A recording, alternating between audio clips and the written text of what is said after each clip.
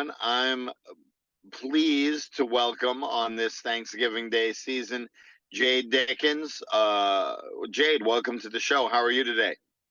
I'm doing great. Thanks for having me, and thanks for giving me this opportunity to talk about the things that I love the most.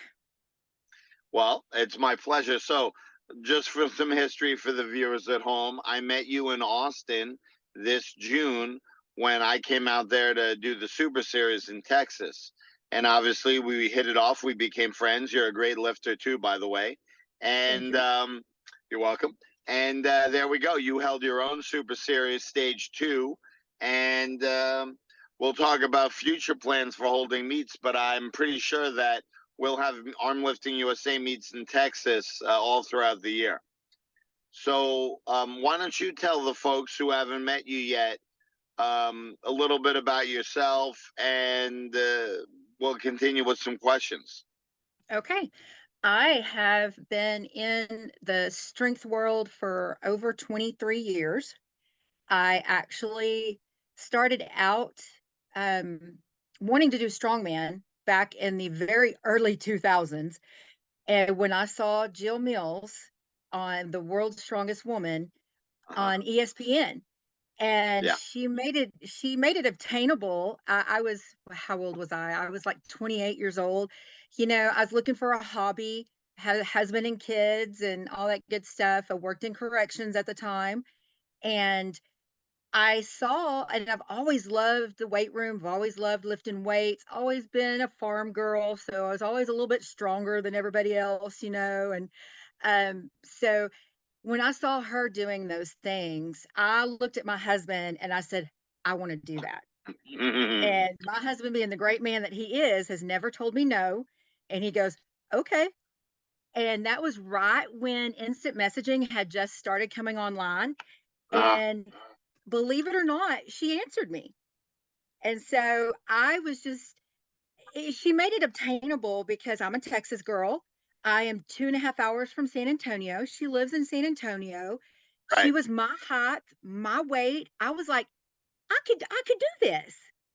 Right. So actually, she invited us to come down and actually meet her and her husband, Uh-huh. and had a great conversation. And we got home and told my husband, back then people did not train in gyms for strongman like they do now. There's no Right. implements. There's nobody in the Central Texas area that was doing it at the time. But I had heard of a powerlifting team on Fort Hood. And I had Cool. heard of one of the correctional officers, another neighboring unit, was on that team. And so I started doing my own research, and lo and behold, I have spent 20 years competing with USAPL, USA Powerlifting, and have enjoyed every stinking bit of it. I've traveled all over the world with it. And then when COVID hit, it kind of shut down all of my international traveling. And of course, there was some things with the difference between IPF and USAPL come to an end. And so that kind of cut out everything that I was doing internationally. And I would only compete in the States once a year. Everything else was done overseas. And it kind of, it hit me hard. And so I picked up strongman again because it's so prevalent in my area, and Right. there's a lot of people I could train with at the gym. And so then I started hearing about moss wrestling, and I got interested in that. Heard about that about maybe 2 years ago, and knew that Big Tex, I'd heard that Big Tex was showing us how to do it and everything. So I started making trips down there and got to know those guys, Hmm. got to meet everybody. Then I went to the Arnold and saw arm lifting, and I'm like, "What is this?" And so when I heard you were coming to Big Tex, I was like, "Oh yeah, we got to go." And so that was the very first time I'd ever got my husband to compete with me in anything Right. in the 20 Right. plus years I've been doing this. So that was exciting because I knew he would enjoy it. And so we went down to Austin, met you and your wife, and met some other amazing people. And I'm like, I got with you and I'm like, this is an awesome sport. I'd love to be able to start helping it grow here in Texas. And so here we are. That's what I'm doing. Well, you said it very well. Yeah, the sport needs to grow in Texas. There's so many talented, super strong athletes. We've had up and down, a wavering of people getting involved. But what there hasn't been is much stability. And that's what I'm hoping you're going to give that great athletes in Texas an opportunity to come to the Lone Star State and show us what they got. But I I hope want to hear so. more. Oh, I know. Well, one guy already, we've had Dustin Hoffler, who was a great job in Orlando. Um, Carl is another one who is very, very strong. Um, Carl Wesley. So those people right there are two who are excellent. And I think you had some others from the Waco stage 2 who were interested, but either didn't have the finances or couldn't get time off work or other factors that prevented them from going to Orlando. But we want to back up for a second here, Jade, and I want to hear about some of these international destinations that you've been to. Well, it started in 2014. I had some wonderful kids. I actually got to teach and coach in public school, and so of course I coach powerlifting, and the kids wanted to do something outside of that. They wanted to do something outside of school, and so of course I'm going to encourage them to go USA Powerlifting, and my girls were so good that they got invited to be on the national team to go represent the USA over in Sweden. That was our Wow. very first trip. That was, oh, excuse me, no, Denmark. I'm sorry, Sweden was our next one. That was, I didn't compete in that one because I was, I wanted the girls to do it. Right. And sure enough, we got to Denmark, and it was so funny. I have to tell you this little cute little story because it was our very first time to ever travel out of the United States. Um, that direction, overseas. We'd Uh-huh. been to Mexico, but that's, to Texans, Mexico is just the neighbor, you're just like Right. going to the Yeah. next state over. That's nothing for us. So we get over there, and I have my own daughters with us. She didn't compete, but she was with us, my husband, and I had three other girls who I had been training. And then Mhm. we picked up a fourth girl who was just right over the age of 18, needed to have a little bit of supervision and stuff, because she come by herself. We, not knowing what the car sizes are over in Europe, we rent this car. It's a little hatchback. So, needless to say, Scotty and I are in the front seat. Three of the girls are in the back seat with my youngest daughter laid over the top of them. We, the whole back end is full of luggage. I have two suitcases in my lap and everything, and we're fixing to pull into the little town because it was like an hour from Stockholm. There is a sobriety checkpoint. Oh my. Yes, there was a sobriety checkpoint. My husband rolls down the window, and of course, the man is speaking, foreign to us. And Scotty goes, "Sorry, sir, we're from Texas. We don't know." And he goes, "We thought for sure we were goners." And the man just kind of laughed, and just the police officer laughed and just said, "Oh, you're good, you're good. Keep going, keep going." And they sent us on our way. Man alive, that is a story Scotty will tell every single time. And it was like 2 o'clock in the morning because we had gotten in so late. Yeah, so it was really, it was really something. So the girls got over there; they all did really well. They two of the three come home with first places. I was very proud of them.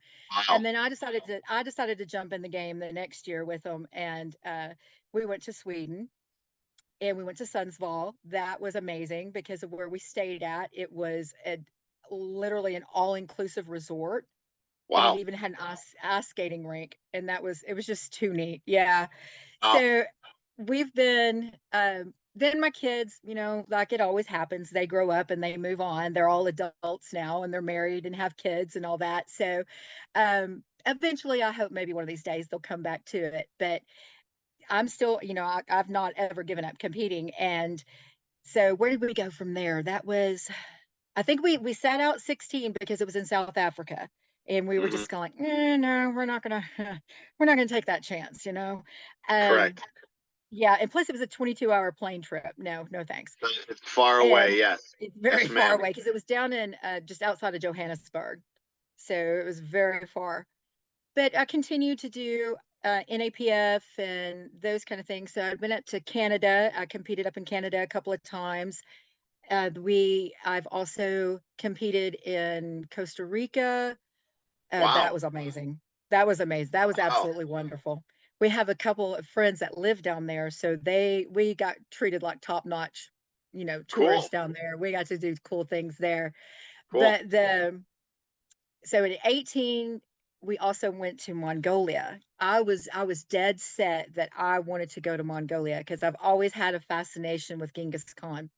So Hmm. we finally get there, and you heard my story yesterday of being late, and oh, it was just it didn't mess up the trip, but it was just very embarrassing on my end of having to go back and apologize for being late. And so we get there and we're flying in, we get out of the airplane and we're in the airport, and I'm looking up, and it's something to me is like, this isn't right. I look at my husband, I said, are we sure we're in the right spot? And unbeknownst to me, they completely spell Genghis Khan completely different. It's Wow. Chinggis. He's called Chinggis Khan. So it's Wow. something like that. And so this is everywhere. This is everywhere in the airport. And you're hearing it pronounced differently. And I'm going, oh my Lord, did we go to one town over or something? Wow. But yes, come to find out, we had westernized the Chinggis. We had westernized it, and we couldn't say the word, so the pronunciation, so we changed it to Genghis. So, anyways, but that was I finally realized what my mistake was, and I finally settled down. I was a terrible dramatic mess, anyways, for having to go through all the stuff we went before through with in South Korea. But we had we've had an awesome time. My last international trip so far, and this is right before COVID hit, was in Japan. We went to Japan Wow. and yeah, we stayed a week over in Japan and competed. And man, it's just, if nobody, you got to get out of the United States, and you know that as well as I do. Getting out of the Yeah. United States, you see a whole different side of the world and cultures, and it just makes you a better person, in my opinion, and makes you a more understanding and compassionate person. And then you also learn that we have it really, really good here as well. Yeah. Yeah. All the people who complain. Like I've been to Russia twice, Finland, Canada, and I'm going to Sweden next month. And all the people who complain about American this and American that, and then you go, and like you said, the cars, I can't even fit in the cars. They're so small, and people are driving around with their big, F-250 or F-350 pickups here. They don't realize the freedoms that we are lucky enough to enjoy, that our Definitely. soldiers worked for and our government protects, and all of it. I mean, we have it really good. When I went to Russia, one of my friends took me to his house. We went out of the hotel. I went to his house in St. Petersburg there, and he's well off, and his wife is a physician in Russia. So very nice jobs. They both have good careers, college educated, and the like the size of the apartment, my like living room and dining room is almost as big as their whole place. Bedrooms, Right. training area, everything. It's just we do have it so well, and yeah, that's a different story. And I am committed to, as I've told you in the past, committed to making and creating those international opportunities for athletes to compete where it's safe and it's a good competition and it's a chance to challenge yourself.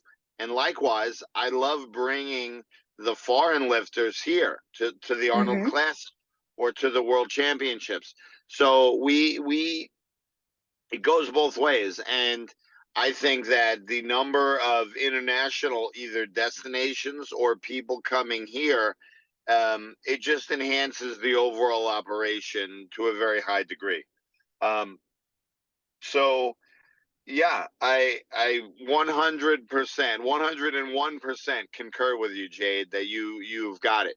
So why don't we only have a few minutes left. Why don't you talk about some of the things you'd like to see grow in Texas as far as Armlifting USA goes? And then if there are like-minded Texas lifters who are listening, they can get in touch with you. So what are your plans, or what are our plans for Armlifting USA in 2024 in Texas? So you and I spoke the other night, and I'm starting to narrow down dates. I'm very fortunate that I'm very well connected here in Texas, and I have friends in all of the big cities that have gyms. So what I'm hoping to be able to do is I'm going to have at least a minimum of 4 events here in Texas, and kind of space them out, just that, enough for everybody. But I want to be able to move them around the state as well. So I'm looking at Houston, Dallas, Austin, and then Waco is, I'm just right outside of Waco, and Waco is my home gym.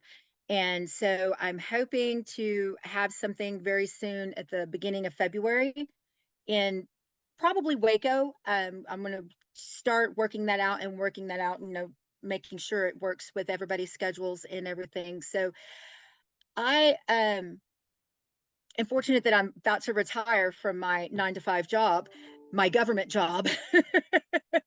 And So I thanks for your have the service. yeah, thank you.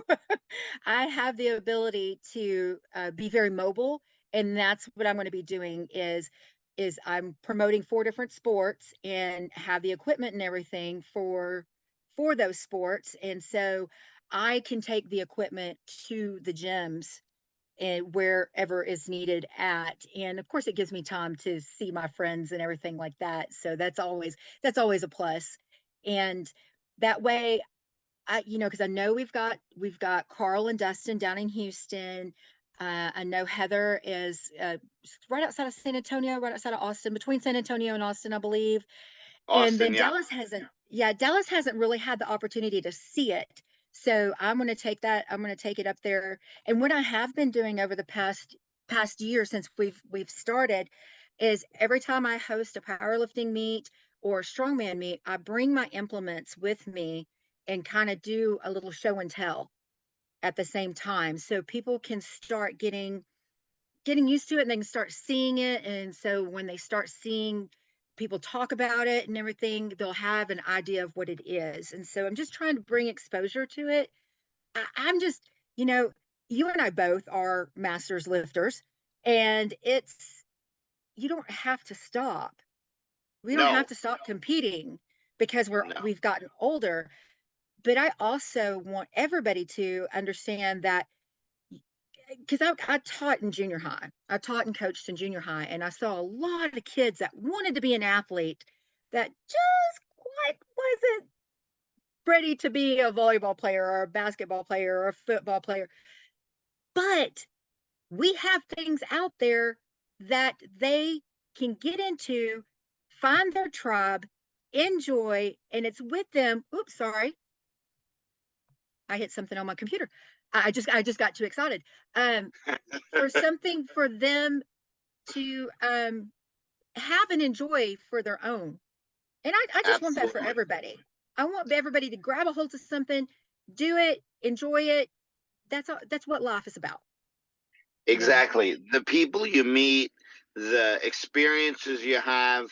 I mean, like you told me about getting stuck in South Korea and then the Denmark with 84 kids in the back seat. Eh, those are things you'll remember for the rest of your life. I too have various stories. And maybe someday someone will interview me and I can tell some of the stories.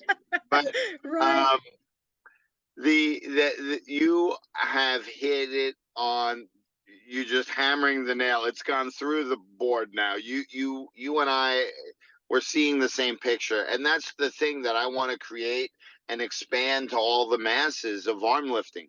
You can Mhm. work at a 9 to 5 job. Just because you're about to turn 50 doesn't mean you stop getting in shape. Actually, you should start lifting even harder when you're older, because then Right. better quality of life. You're not going to need a knee replacement. You're not going to be on high blood pressure medicine and diabetes medicine and every other kind of you can avoid some of these things by making an investment into yourself. So, Yes. let alone the mental health aspect of, like you said, Oh, for real. is setting goals. All the good, avoiding bad behaviors by substituting them with good behaviors. So Yep. we're on the same page for sure. And I'll say this, Jade, if you have an event in Dallas and you have people that want to have a clinic, I'm having a clinic in Phoenix, Arizona at the end of January. From my local airport, it flies direct. That's just a half an hour from my house. It flies direct to 4 cities. Dallas is one of them. So Awesome. I could make an appearance in Dallas to do a clinic if there's a need for that. If there's not a need for it, then it's fine. But if you have a bunch of new people that don't exactly know what to do, I can certainly appear, and I'll make that a promise to you right now. Okay, thank you. Thank you. I can So make it I can start working on that. yeah, it would be great. So I think that wraps that up for now. I still want to hear about more of those crazy lifting stories. Um, But no, I'm going to see you in person and Scotty in person at the Arnold. You guys are going to lift, which is great. And I look forward to hearing all the big things that are going to come out of Texas soon. All right, thank you. All right. So thanks for being on the show. Okay, thanks for having me.